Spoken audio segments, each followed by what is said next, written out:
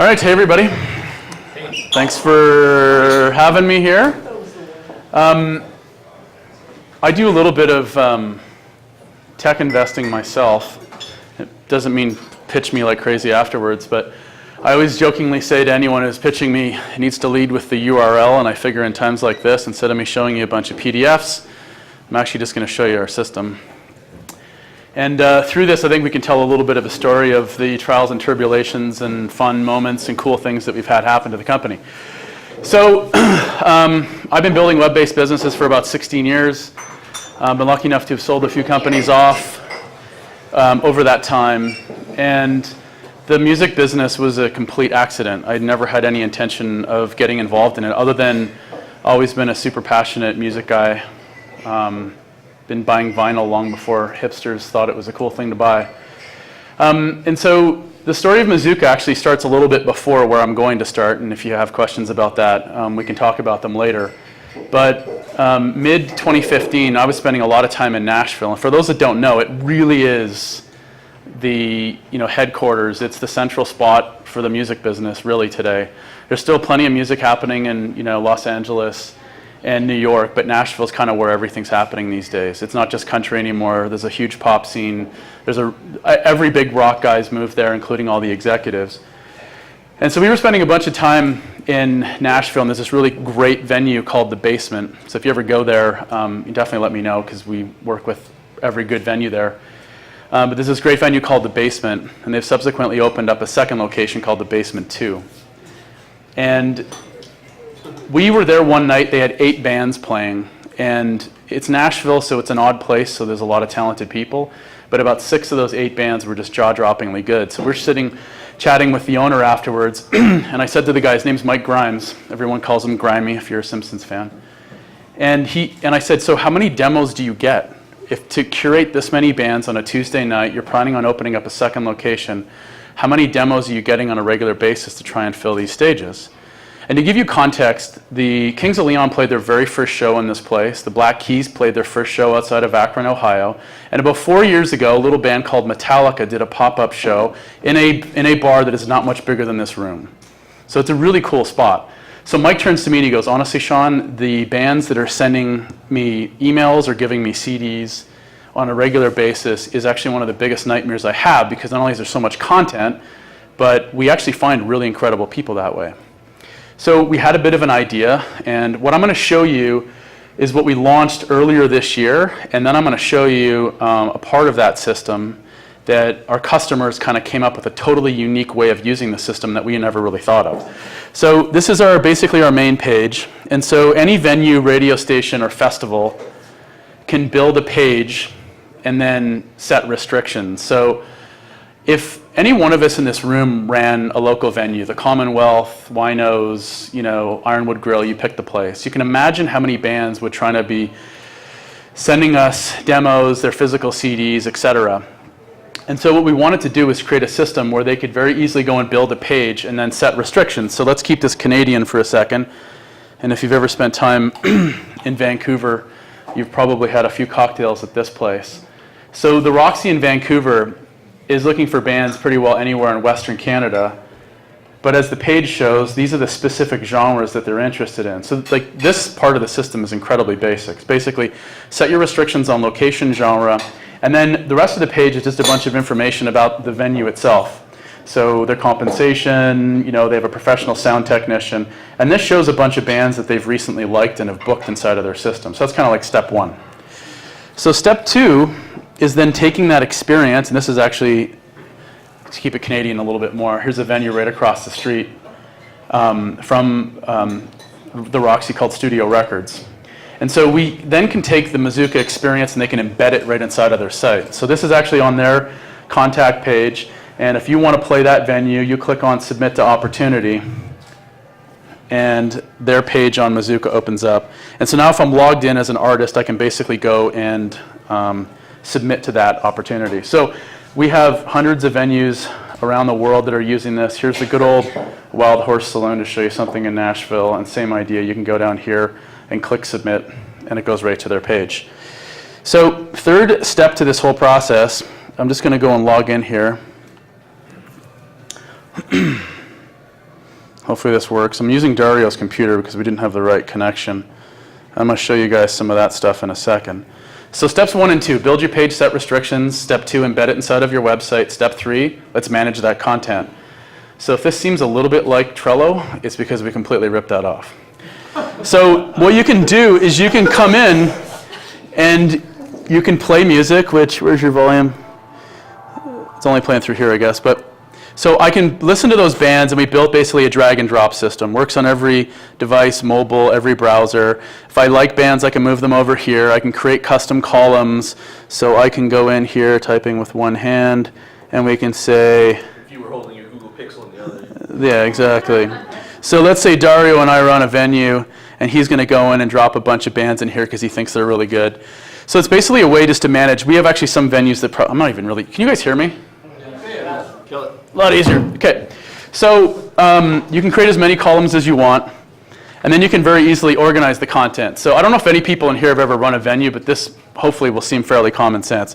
If you like that venue, you can immediately go and, or that artist, you can immediately go out and basically contact them because all the contact info is there. And I'd say if I had to dissect something that we've done well is we have interviewed our customers along the way very methodically. So we first came up with this idea. This was really sitting in a bar in Nashville. And by the time we had wireframes put together to show industry, we had the guys like a company called C3 that runs Lollapalooza and Austin City Limits, Bonnaroo, Pemberton, and about 80 people all the way down to Winos, which isn't too far from here.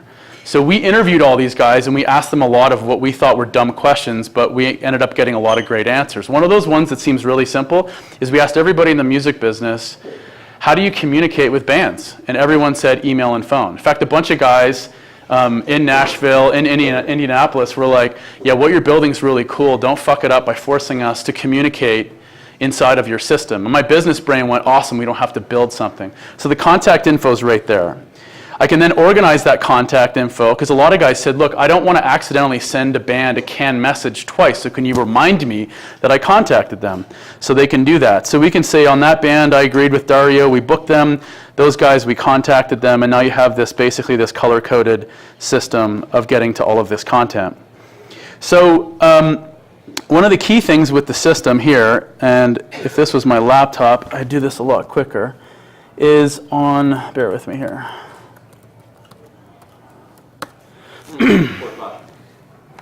Did I forget that? My bad.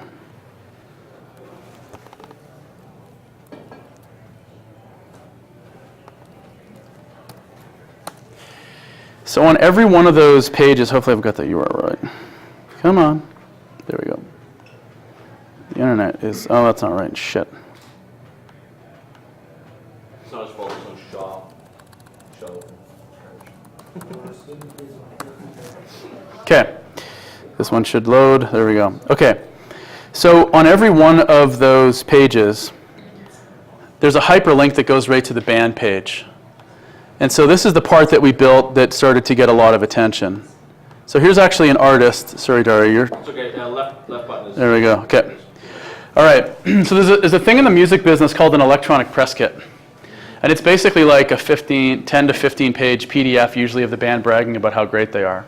So one of the questions we asked industry was, what do you guys think of the EPK, electronic press kit? And everyone unanimously said, we hate it, it's shit. And I was like, well, there's got to be something in there of value. So we reframed the question and said, well, how would you prefer to initiate your curation process? And this is going to sound logical, even if you don't have experience in the music business. Every music person was one of three things. They either wanted to see live video, they wanted to know what the band's best song was, or they wanted to get a sense of how popular they were. So this is what we built. So here's this band. You can immediately go in and you can start taking a look at, once Shaw helps out here and loads up, you can take a look at live video. It then this page hasn't fully loaded here yet. It then goes down, and this band's uploaded a bunch of songs, but they actually have to pick what they think is their best song. So many industry guys would say, hey, this kid would come up to me and give me like a 5-track album, and everyone wants to turn to the band and say, hey kid, what's actually your best song? No one does, because it's kind of a faux pas thing to do. So that's the second part. And then the last part is basically all the social stuff all in one spot. So again, we didn't assume we knew what everybody would want in this case. We pulled them. Now, We knew it would be Facebook, Twitter, Instagram. We assumed they'd want SoundCloud and Spotify, but we polled our customers and got that information. And so every single site that allows us to aggregate that data, it's basically being aggregated in our system every 24 hours. Instagram and Spotify, for anyone who's worked with those APIs, they really don't offer very much. They don't allow anybody to do it, but everything links out. So I can still click on Instagram, and it's actually going to load that page. One part that hadn't loaded, because the internet seems to be really slow here, is on top of picking what they think is the best song, they actually have to pick what they think is the best 10 seconds of the song. So here it is here. So this is actually how someone like Bonnaroo and Lollapalooza and Pemberton are able to go through thousands and thousands of submissions, because when they go back to this right here, they're going through it 10 seconds at a time. And so they can really find and sort of get to that point where, okay, we're onto something. All right, so that was our system that we launched earlier this year. What happened is our friends over at a company called C3, that is Lollapalooza and Austin City Limits, they said, Shawn, your system's really kick-ass. We really like it, but we've got to ask you a question. Can we take this artist information and put it into our lineup? So at first I was like, well, yeah, we got a talented team, we can do anything, but like, why? So their lineup this year, which was 120 bands, if you can believe it, it took them almost 300 hours to put this together. And the reason it does, and Dario spent time in the music business, is if I'm Dario's manager and he's playing at Lollapalooza, I'm going to email them his assets. I'm going to email him a version of an EPK. It's going to go from my contact over there to their marketing team to their web guys, and things get lost. They make mistakes, admittedly, all the time. And then worst case is Dario's actually, this is his big break. He's going to be playing Lollapalooza. And so 2 weeks before Lollapalooza, even though this lineup's been out for 3 months, I'm now super excited because Dario has a new single that came out. Now I'm bugging my friend over at Lollapalooza 2 weeks before one of the biggest festivals in the world. And she's basically going, are you out of your mind? We aren't changing anything for you. So then I realized, okay, we're onto something. And so if I had my laptop here, one PDF, I said I always lead with the URL, that I would actually show you is what we're going to be launching with these bigger festivals. So the ability for them to connect with our API and basically suck over this information, doing it in a very custom way. And that's all fine and dandy, but there's only so many festivals in the world. The real meat and the real value for us is getting every venue to do it. So what we decided to do was focus on their problem. And so we went back out to our customers and said, how do you use your website? And the reality is most venues don't use their website. All their integration and all of their sharing really happens through socials. And they don't have the in-house dollars to update their website. So here's what we did. Our system's broken up into 2 spots. That's not cut off, is it? Okay. So demo submissions is what I just showed you guys. And then our second piece is called gig posters. So now what happened is we realized, holy shit, maybe this artist page actually is the nucleus of our system. The 4 steps, if you will, before isn't necessarily the most valuable piece that we have. So I'm going to go and build a gig poster, even though I have a bunch of them here to show you guys how fast this is.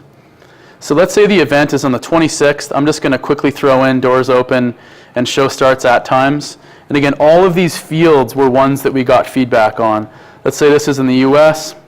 We can throw in a ticketing link. We can use any ticketing company that we want. And normally that would just happen if it was my laptop. So let's just go. Okay, so now what we can do is we can search for bands that are inside of Muzooka, but even though we have a lot of artists inside of our system, what if they don't happen to be? So let's say we go and start to search and we can't find them. Now, one key thing that we decided to do here, and you might have noticed when I was logging in, I was connecting to Facebook, and I'm sure everyone groans when an app forces you to do that. Here's why we did it with our system. We formed a partnership with Ticketmaster, and we realized fairly early on. In fact, we were on a call with Ticketmaster, and there were 5 people, 4 of them were executives, and 1 gal on the phone was the intern in that summer. And guess who was asking the most intelligent questions? She was. She asked us, okay, so this is really cool, because Ticketmaster was thinking of taking that same data and powering their website. She goes, how do you stop there from being, let's say 8 fake Metallica pages? And so we basically decided to go fairly deep with Facebook Connect, and here's the reason. We've basically aggregated every single artist page and every single venue page into our database, specifically all of the verified ones. So to give you context, Facebook.com/Metallica already exists inside of Muzooka as Muzooka.com/Metallica. And the only people that can actually build and or update that page are the administrators of Facebook.com/Metallica. So chances are no one in the band, let's hope Lars isn't doing anything, but it's going to be the manager and his team. So what I can do here is as I'm going in and I'm building a gig poster, if I go and start to search for a band and they're not inside of Muzooka, I can put in their Facebook page and the manager's information, and it's going to send them an email and say, Shawn from Live Nation is building a gig poster for your venue, for your band, click here to basically complete their profile. And our system automatically grabs all of the public data that's sitting on Facebook and dumps it right inside of our system. So now I'm going to show you a band that's actually inside of Muzooka. So as soon as we start to search, the bands pop up. I can click here and view their full profile. So now we have our headliner. I'm going to go in and add in a support act. You can add as many as you want. You can make it as long as you want. A lot of venues use this feature. We basically suck over the headliner's sort of main banner image. But right here what you can do is you can actually go in and add in your own image. So Red Bull presents, Miller Beers, blah, blah, blah. So the gig poster itself is done. So let's go take a quick look at it. Here it is here. So we have the headliner, we have the event, which is a fake one here, Muzooka Demo. We have all the pertinent information about the event. The biggest button on this page, and this is also one of the 3 sort of core ways that we make money, is buy tickets, because we have basically affiliate deals with every group that we work with. But most importantly, this is one of my biggest gripes. I travel a ton. I love live music. I know great venues all around the world. I can't stand it when I can't very quickly go and figure out who's playing. Because I might know Ironwood Grill is going to be programming talented people, but I'm thinking of going there this Friday. Do they have a band that I'm interested in that's worthy of my $15, $20, etc. dollars? So that featured song is chosen by the band now becomes that featured song inside of a digital gig poster. And so I can go and listen to that. I can go and see the support acts, and I can click here on View Full Profile. And it brings up their profile on Muzooka, which oddly enough, even though we built this for industry people, live video, what's your best song? Can I learn more about you through socials? Is the same shit the rest of us normal people are looking for when we're trying to figure out if we're going to go and see a band. So this is my favorite part. So when you go back here, we now have all of the social stuff. So with one click, I can go and share this to Twitter. And what's great is the @mentions are correct because the band or their team has put that information together. I don't have to worry about it. So when I go to post that, we've got a great relationship with the fine folks over at Twitter. And here's my actual Twitter feed. And so every once in a while, I will share one of our gig posters. And so what happens when you share a Muzooka gig poster to Twitter is it converts itself into... This actually hasn't even loaded yet, so... Is it like a Twitter card? Is it specific to you? Yeah, it's very specific to us. Jesus. Okay, it still hasn't loaded. There we go, there we go. Okay, so this is a really badass... This is the Basement East, one of the ones I told you about. And so now right inside of the Twitter feed, there's 4 bands playing.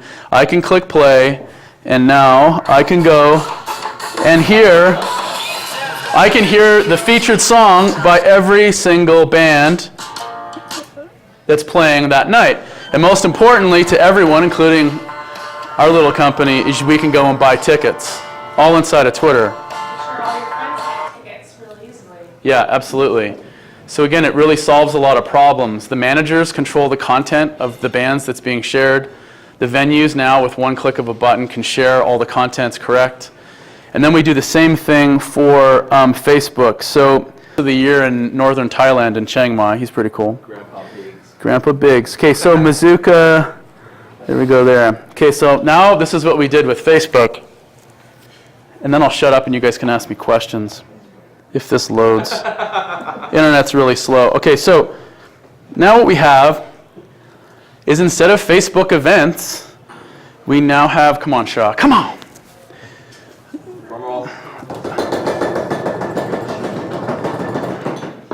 All right, it helped, man.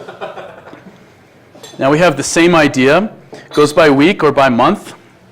Now I can go to my favorite venue, and I can play the featured song as chosen by any one of those bands. And then what's really cool is it right here, this will show all my friends. Because we connected everything at Facebook, it's showing my friends that are fans of those bands. So now I can actually click one button, tag all my friends and say, you didn't even know that so-and-so is coming this week, and you don't even happen to like XYZ venue, but let's go and check out the show. So that's more or less the product. There's some other nuances to it. It's really simple in terms of its practice. The part that we're most excited about, and I won't bore you with too many of the details, but here's the part that's really cool about what we're doing. There's a thing in the music business called the performing right organization. So if any one of us are in a band, and Dario, where did you have your stuff? I'm assuming you were licensed with SOCAN when you were writing music? Okay, so in Canada, there's basically one organization. They're called SOCAN. So if any one of us go to a record store, buy a CD, buy vinyl, go to Spotify, we're consuming music for our own private world, that's a private license. Everything else is considered a public license. Even though these guys may not have live bands, that music that they're playing right now, they have to have a SOCAN license for.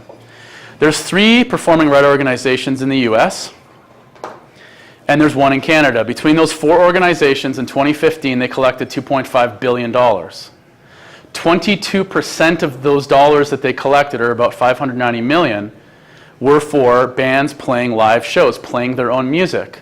Here's the crazy part. Less than 3% of it was properly distributed. So there's over $500 million US that didn't go to bands that are up and coming, that are touring, that can barely, afford all of their gas. What's cool about this system is we've automated the process because we can prove who played the show, who was the headliner, where it happened, who the venue was, and we automate the process of distributing those dollars. So knock on wood, we'll be doing an announcement with SOCAN soon. We've already put everything together. It's just a timing thing. And now we're going to be partnering with the guys in the US. And my favorite part about this business as a music geek, and as someone who was really impacted by going to Nashville and seeing just how bad the songwriting space is and how these guys just can't make money anymore. It's not that hard if you're a really kick-ass artist to go on the road, sell tickets and t-shirts. But this is a way that we can actually redistribute over $500 million elegantly, and doing it while solving a bunch of other problems for people. So that's my favorite part about our business. We will never charge artists to use our system. Don't understand why so many apps, SoundCloud included, which I actually think is a great application, they charge artists to have sort of extra features. We're not going to do that, and our goal is to redistribute these dollars. And that's pretty well what we do. Yeah.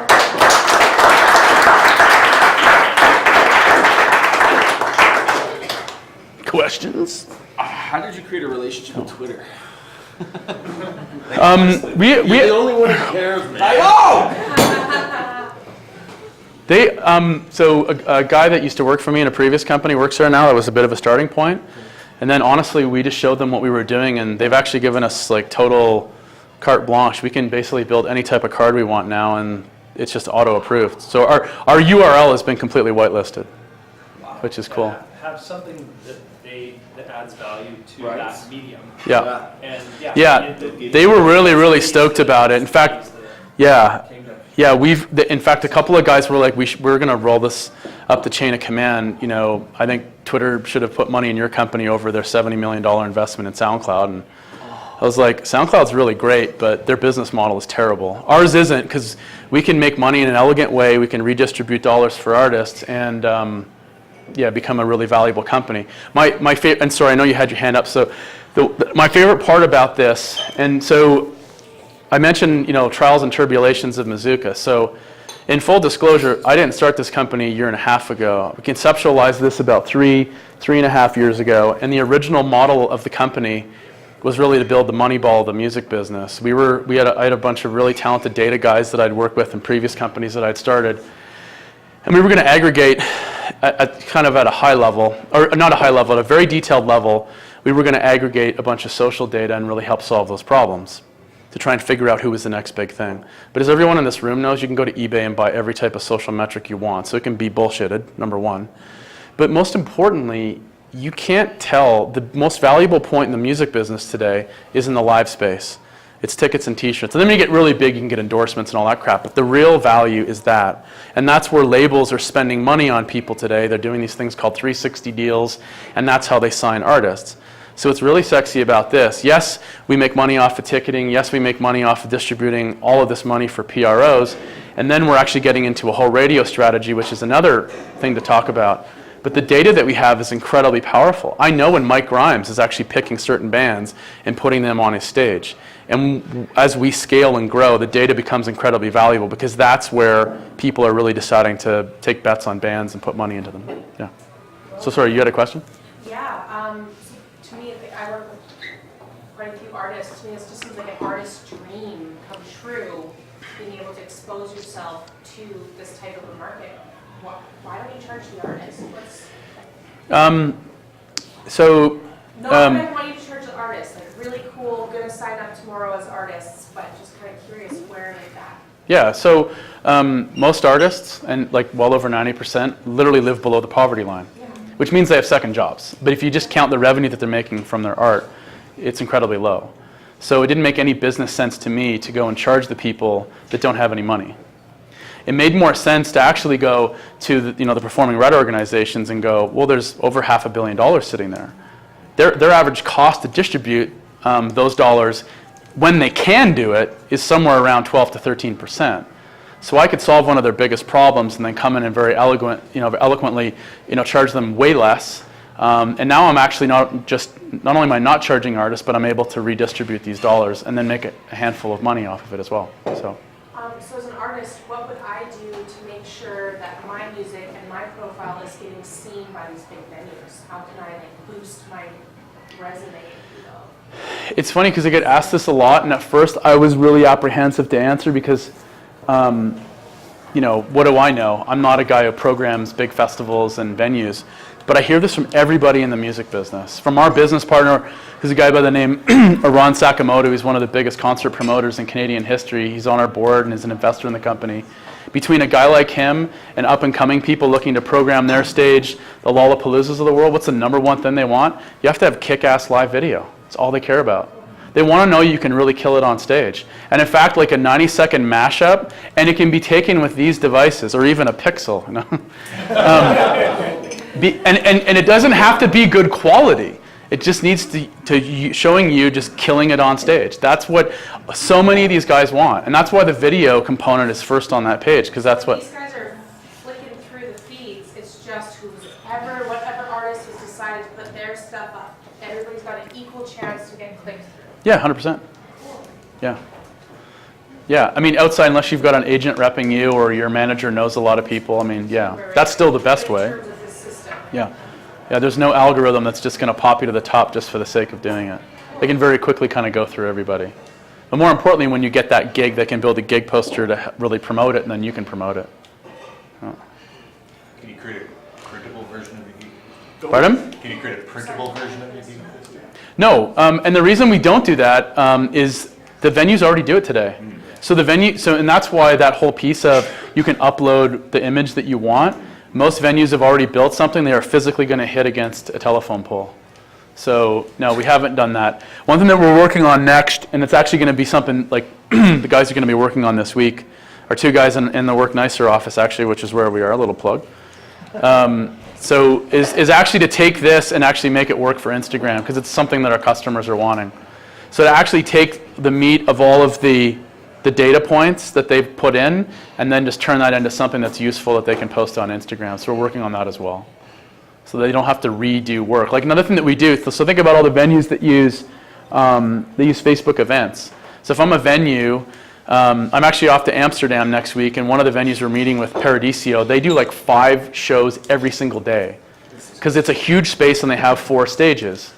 So imagine going out like 2 months, how many Facebook events they've created. So what we're actually about to launch on Wednesday is the ability, when you install the Facebook app, it automatically sucks over every event that you've built and it automatically builds your gig poster. So we're trying to, venue people are historically very lazy, and they don't need something else to like, oh, that's really cool, but like I don't want to spend any more time. So we're in the remove all of the excuses game so that it scales like crazy. Eventually SOCAN and other of these organizations, they really want to push it, and they've even talked about mandating it. I'm not sure how good I feel about that, but we want to make the thing so valuable that every venue wants to use it just because of the benefits, never mind the distribution of the performing right dollars. So if I have a venue and wanted like some bands here in Calgary Festival, do you have any Calgary bands in there? yeah, lots, yeah. But I don't charge for tickets. Would you charge me still you actually notice on the gig poster, it says get tickets instead of buy tickets for a reason. So the short answer is yes. You can charge nothing. There's no problem. So I won't have to pay anything to, No. it won't cost me anything? Oh. No, as a venue, it definitely won't. No. Oh, No. So how do you know what to charge a venue? If I'm a venue and I want to sign up for this, how do you know what to charge me? In terms of us charging them, Yeah. we don't. So who pays you money? So every time they put a ticketing link in, so we have partnerships, and we're finalizing partnerships with more, but almost every major ticketing company, and it's controlled by a fairly small group. They all have affiliate systems. A lot of them aren't public anymore, but we've already locked down deals with the bigger ones. So the ticketing company, let's say you're buying a $15 ticket, and the ticketing company is going to charge a $4 fee. We get a piece of the fee. But then we get a piece of the performing right dollars that we help distribute, which let's say maybe if we charge 5%, 5% on $500 million is a hell of a lot of money in annual run rate for a team that's not even 10 people. So I can be a venue and I can sign up for this and simply access all the available artists, no charge. Yep, I can be an artist and have access to all the awesome venues, no charge. yep. It's like a miracle. But You are Jesus. we may, oh, Jesus, a little skinnier than me. you guys should have Gee- actors and actresses do this, you know, help them sell movie tickets and make competition to IMDb. Which is like We- $100 a year. Yeah, we've had guys in the sporting world. One of our investors is a coach for the NHL, and he's like, we need to do this for hockey. It's like, I'm just going to focus on music for now and kind of go after that. We may eventually charge venues to use the system, but you have to realize most venues, now we're going to charge the festivals, that's a given, because there's a fair bit of work there. But most venues are run by ex-musicians. They don't make a lot of money. They're doing it for the love of it. Now, and there's a lot of venues that are very profitable. So over time, what we'll do as more and more data comes into the system is we'll actually provide analytics and real data, and so we'll start to charge for stuff like that, but it's down the road. There's way more money in a much easier way. You guys have to understand, so our ticketing revenue strategy, as well as our strategy from the performing right organizations, I don't have to have customer support. I don't have to have a payment system. I don't have anything. I just send an invoice. In fact, the affiliate guys are just dumping money right into my bank account. So we like it because it's cool for the industry. The reason why we've been adopted so well in Nashville is that it's a very serious artist community, and you start charging artists unnecessarily for a system that they don't get any value out of, I mean, you're dead. You're not going to last in that town at all.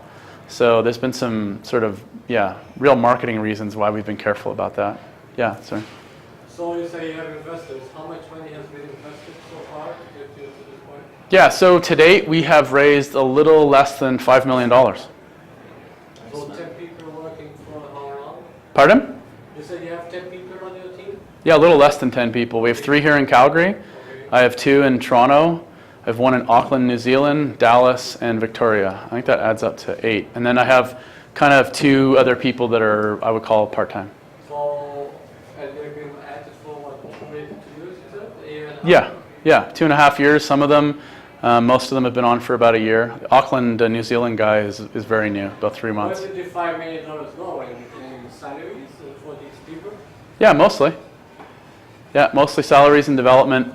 My business partner on this deal is a pretty interesting guy. He was actually from Calgary, but has been living in the US for 30 years, and he spent the last 12 years building businesses in China. He speaks at global economic forums. He's a really, really knowledgeable guy in the Chinese marketplace. And so we've got a lot of things happening over there. In fact, we have a bunch of venues that we are working with. Let me just log out. We have a bunch of venues that we're working with in China. Are you in Mandarin? We haven't yet, but it's right on our radar. So China isn't just converting to Mandarin. China is, okay, all those social sites that are on that artist page don't work. So now we have to integrate, and so we're forming relationships with Tencent that owns WeChat, which is actually when you're in China and you're using an app like WeChat, it's amazing what they've done. In fact, you mentioned this earlier. The Snapchats and the WhatsApps of the world are very jealous of what they've been able to accomplish A lot of government corruption, but that's a whole other story. But yeah, we've got a bunch of really cool opportunities in Shanghai. I mean, if you're a drummer, you can go for and basically get a working visa, go for 6 months, make really great money, and work at one of the cool. This club is unbelievable. It's called Shake, and it's like a cocktail bar, restaurant, and jazz venue. It's really cool. So we're doing a lot of stuff in China as well. So there's some dollars that are going to go to that. What are some of the venues that you work with here in Calgary? Winos, Wild Horse, sorry, not Wild Horse, Ranchman's, Commonwealth, and one more, I think. To be totally honest with you, I've done a really terrible job of breaking into this market. I've been so focused on the really big U.S. markets, Austin, Nashville, Chicago, New York, and now Amsterdam, which is where I'm headed. Yeah, I live here. Yeah. Yeah, it's an odd place to start a music tech company, but Are you guys making money? no. So do you tie into the consumer and all that? So if I went to one of these venues and saw a great band, can I share a track with my friends so that come down tomorrow? And Yeah, the consumer piece really, past what I showed you on Facebook, because of course I can retweet that. I can share everything that's happening on Facebook, but if I actually make my way to one of the gig posters, of course I can share here. The consumer part really is, that's a venue that I'm thinking of going to. I heard it was good, or I go to on a regular basis. But now I want to go, okay, Thursday, Friday, or Saturday, what's the best music that's playing that night? so can I share their live video, which is kick-ass, which is what Yeah, absolutely. I mean, so if I go over here, this is actually a fake artist, by the way. So if I go over here and go to this guy's full page, that's, pretty sure that's not his video. So, I mean, everything can be shared, because that is, in this case, Vivo, but that's YouTube. So every element of everything can be shared with other people. You can just share the entire page and go, you got to go check out this guy. Yeah, the consumer part, I always prefer, when I'm building companies, I always like to try and have one little selfish component for myself. That was sort of something I built for me. And again, because I travel as much as I do, I'm always like, okay, who's actually playing? I was in Chicago late last year, 2 weeks before Christmas, and I was supposed to go to an event, and the pipe burst, whatever, and so now I'm sitting in one of the greatest music cities on the planet, and I have nowhere to go. So I went to all the usual spots that I know, and just went on their websites and was like, this is ridiculous. This is going to take me 20 minutes to figure out who this band is, are they any good, do I want, and so that was the part that I built for myself. And the venues that we work with completely agree. They're like, yeah, this is, and the guys that have already been using our gig poster system are really, really stoked about the uptick in traffic that they've had and tickets purchased, et cetera. Can we play that song? Oh, yeah. There you go. you don't monetize that at all? No. Right. No. What's No, sorry. I monetize through selling tickets. It's the biggest part. That's the only part that actually is the exchange of currency, so. Sorry, Shawn, why don't you add in who the band members are? That wouldn't be that complicated to do, would it, on any particular band? Because then I'm a Phil X fan, all of a sudden I find I was playing with Bon Jovi at so-and-so place, sitting or something like that. Yeah, it's an interesting point. What we try to be careful with in our system is there's already other apps that do a really good job of that. It's like even Facebook. So because everything gets linked out, I'm not trying to create a whole new social network, because then to me we'll fail. All we're trying to do is just aggregate things that people already use. That no one's going to build a better, no one's going to build a better Facebook. No one's going. The music business feels the need to do this. They have bios. Always have bios. Right? People don't care about your bio until you're like, you die, and you're like, oh, I'm going to go learn about David Bowie now because of whatever. But even if I really do want to learn about this band, I'm just going to click on his Facebook. I don't know if this will work or not. I'm just going to click on Facebook, and it's going to go to his page, and that's where a lot of bios are for up-and-coming bands. If they're big enough, you're going to go to Wikipedia and kind of see what's going on there. So I don't disagree with the idea that would be cool, but Facebook kind of already does that. I'm going to go and be able to see all the other guys in the band and then be able to do sort of a deeper dive on who they are. So we haven't kind of gone to that level. Unless they're playing an individual show, then you'd be able to find them. Yeah. This is more of a, sorry. May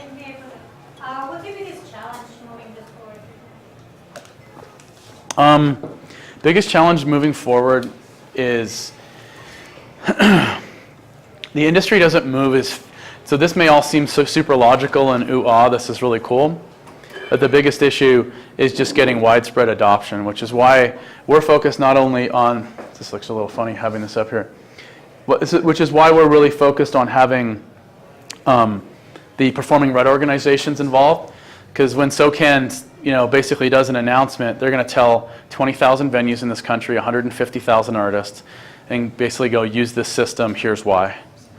We're partnering with some of the biggest agencies in the business because they see value in this, and so they start using it. We focus on a lot of the big festivals, because if I'm a guy in Auckland, New Zealand, and I run a venue, and I stumble upon Muzooka, and it's like, oh, Lollapalooza uses it, Bonnaroo, whatever, it's got to be good enough for me. So we're just trying to get as many of those kind of core people and have it all triangulate at one time. One of the reasons we're working with Ticketmaster is if you've ever been to Ticketmaster recently, their website's worse than most venues. It just shows a picture of the artist, and I'm not even talking about the rest of the website. It just doesn't give you any information. And even if I was talking with Ticketmaster and I happened to pull up Blue Rodeo had just announced a tour. Now, no Canadian needs to be reminded who Blue Rodeo is. But why doesn't it show who the opening acts are? Sell me on showing up earlier so that I'm going to go and actually buy beer and buy food and whatever. And then logically, well, Jim Cuddy and the guys are probably going to have a really great opening act because they're the ones that picked it. So I don't care if it's Metallica or Blue Rodeo. There's no reason not to be able to connect with them through socials, see what their latest video is, blah, blah, blah. And so we're trying to basically get to all these moving parts so that we get to everybody and as many people all at the same time. But our biggest struggle is just getting people to stop using what they're using and then using our system, even though this is far superior to what they have. Once they start to use it, we found the adoption and their continued use of it is really amazing. So what are people mostly using right now?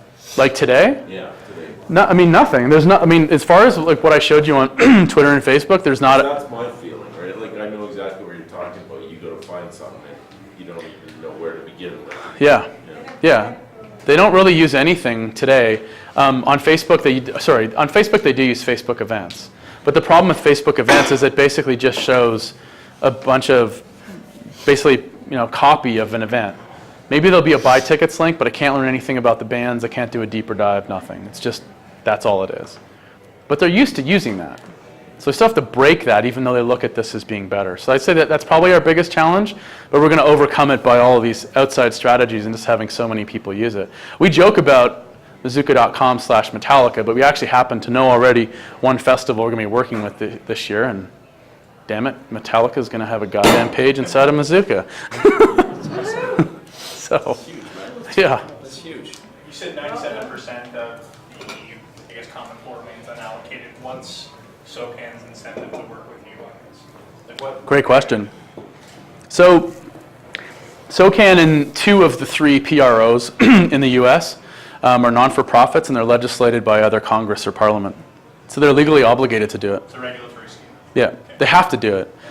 The problem is today, and it's not all their fault, so if the 3 of us are in a band and we just finished playing a show here, what we're supposed to do is over the course of the next 3 months or less is to go and log in to SOCAN, log into our account, and then prove we played the show. Problem is it takes 25 to 30 minutes to prove we played the show. So we actually have to have a picture of the ticket, have the bar kind of retweet a tweet that we did or something, and then all this other stuff.